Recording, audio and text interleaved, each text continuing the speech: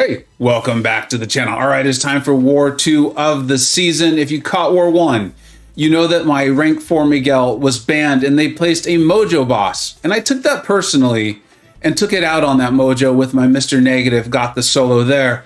And in War 2, a different but equally not as good strategy was taken where they banned Miguel again and placed a Maw boss. So we're taking an Overseer. You'll get a chance to see how that goes. All right. Well, before we get to that, let's go ahead and take a look at these early fights with Kingpin just absolutely showing off. I was having a very busy day. This was a Saturday, so I was spending time with my family, my wife and my kids. And I just could not recall what it is about Purgatory. I knew there was something. I knew it was from the event quest. I knew how to fight her, but I had to DM Tater. And I was like, look, dude, I only got so much time. I need to get these duels in for the Maw boss. What am I forgetting about Purgatory? And he told me to let myself get hit. No, of course he didn't. He said to not worry about it too much. Go ahead and throw on the Indestructible if I really felt like I wanted it. But that once she entered like her overpower or whatever it's called, she would be placing the Incinerates on me. The cool thing is that will just ramp up Kingpin even more and more and more. In fact, he gets his overpower debuff, or his overpower buff, whatever you want to call it, which is giving him plus 7,775 attack. That's why he's hitting so hard. I know I've been asked to show the lanes I'm actually in. I already recorded the footage for this war before I read that. I will start trying to work on doing that again. But we're in section 2, path 9. This is the hazard shift here with shock and bleed. I do have Hood, which is giving Kingpin the 100% chance to purify these debuffs, but then turn them into rage, meaning he's going to hit harder. So these debuffs are actually going to benefit me. Let's go ahead and jump into this. This has one eye open. Normally I would want to stun this Magneto, but I've used a tactic I've used before, and you're going to see me place this indestructible boost. I often can time the passing, I guess, of the unstoppable off of Magneto's heavy. I can often time it very, very well. But if I'm going to miss, I want to miss early, and I'll show you why. You're going to see me miss it early. There we go. It is now on cooldown. It is now on cooldown, meaning I can bait heavies like we just did. I'm going to go in, I'm going to throw my SP1, which, I mean, look how hard we're already hitting. But that is going to get the degeneration going. It also reduces his ability accuracy a little bit, which DLL covered excellently in his war video. I'm going to link that because he does such a great job of explaining this and how ultimately it does kind of benefit because it's not technically a weakness, but it is reducing his attack, his being Magneto, so much. You've seen how basically gently he is now hitting me. And then we got a nice little intercept to finish it off. Kingpin, he's one of my top confidence instilling champions. He's so big, he's so beefy. Sounds like anyways, that didn't come out how I intended it, but he is tanky and he destroys things. Now, he's going to be even more better, I'm not sure how to put it, even more overpowered in this fight, in particular against Annihilus, and I'll explain why. Annihilus goes, for those of you who struggle to fight Annihilus, which I know I'm part of, I almost want like Sorcerer Supreme every time I'm fighting him. I want a champion that's going to get that Cosmic Rod off immediately. But he goes unstoppable when we dash back if we have a stifle on us. It happens very, very quickly. But pay attention, if any stifles go on my Kingpin, he's going to turn them into rage and I'm going to hit harder. So not only the debuffs from the node itself, but then the debuffs that Annihilus should be benefiting from are turning into attack rating for me. I play this about as poorly as a person can play a fight and still come out of it looking really, really good. If you're like, well, wait a minute, I thought you said you're purifying all these debuffs. There is like a very short cooldown on the purification timer for Kingpin. So that's why some things will every once in a while stick. The cool thing is once you get up to 8, you turn them into that overpowered, which is that brown and white looking thing in the upper left-hand corner. So I've now got 2 of them going on, and we just absolutely, like, what is that, 30 seconds in? And he just absolutely destroys that Annihilus, who's usually one of my most feared defenders. So now the march to Ebony Maw, I had gotten an amazing video and voiceover on the strategy from BMCG, recent alliance mate and a MCoC friend.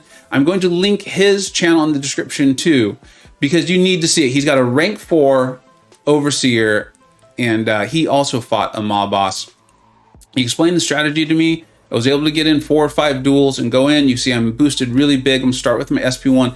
And here's going to be the whole strategy with this, is I'm going to do everything I can to bait special 1s from Ebony Maw, and I'm going to punish them with my heavy. That will cancel out Maw's persuasion, so I don't need to worry about falter and things like that. That takes a little bit of practice with the spacing, but as you get comfortable with it, you'll notice it starts to come pretty naturally. You'll see I missed one here, but it's okay. I'm gonna get to my special 3 and then trigger that, which has that massive, massive physical vulnerability. We will even slow the fight down so you can see the massive increase in damage that it creates.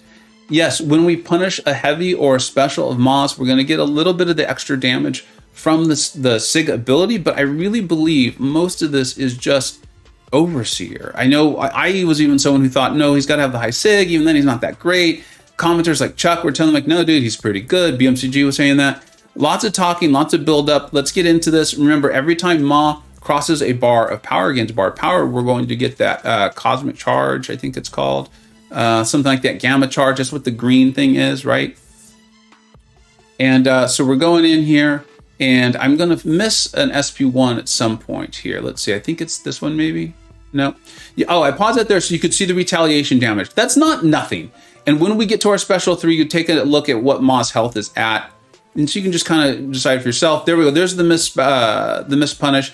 But a block, it's fine. It's totally fine. I probably should hit light to move up, but it's not a big deal. There's no reason to freak out about that. So here we go. We're going to continue to bait these. The other benefit of the heavy is it places a taunt. There is a cooldown on the taunt, but it's there. And you're going to see we're going to get multiple specials. Here we go. Here comes another one out of that one taunt. It lasts quite a while, and it's not like the taunt goes away once he throws the special. So I'm okay with it. The more I get to play Overseer, I realize how incorrect I was of my evaluation of him. And then also, there's a lot to this guy, and I actually kind of like the flow of this champion. All right, so 61% health for Maw before we even get to our special 3. We're going to get to our special 3. That's going to trigger our cosmic mode, which is going to provide even more attack power for every time we would gain a gamma. Plus, we had 6 of those gammas, so it's going to be awfully lengthy. And then look at this. Look at this. The damage that we're now doing with that physical vulnerability. Look at this. He was at 61% health when we threw that special 3. He's already at 35%. This is the war boss. This is a significant amount of health.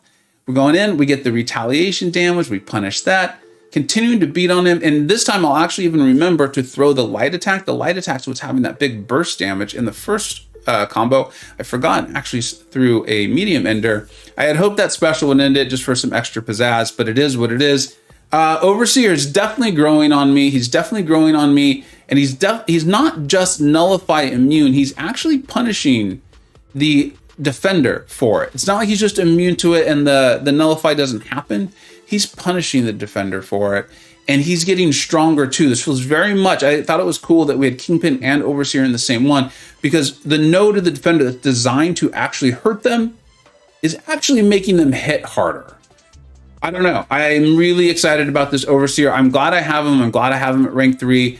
And yeah, I'm now actually happy I have the SIG up, although I do think the majority of what you just saw is in his base kit. The SIG did help. I don't want to understate that.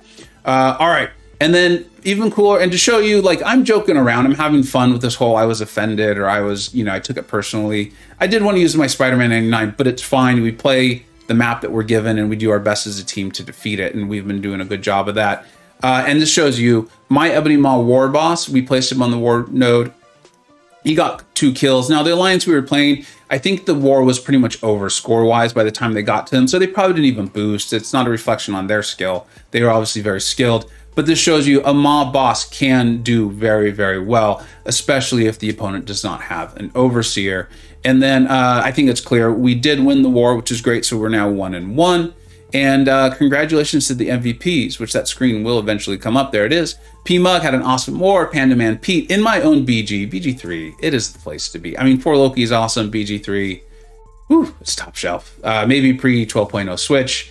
And Karate Mike, I'm sure you know him and the amazing, amazing things he does. I'm looking forward to that war video. So thank you so much for watching. How's your war season going? I know not everyone is enjoying the bans.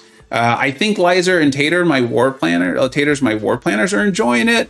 But I might be causing them some extra time, so I'm looking forward to their war videos. They're putting them out, and those have been awesome. So Thank you so much for watching. I hope you're enjoying the war videos, and I hope you're enjoying war. Let me know if you're not and how it's going for you. Thank you so much for watching. Take care. I hope you either learned something, were entertained, or even better, a little bit of both. Don't forget to like, subscribe. Thanks so much for watching. Take care.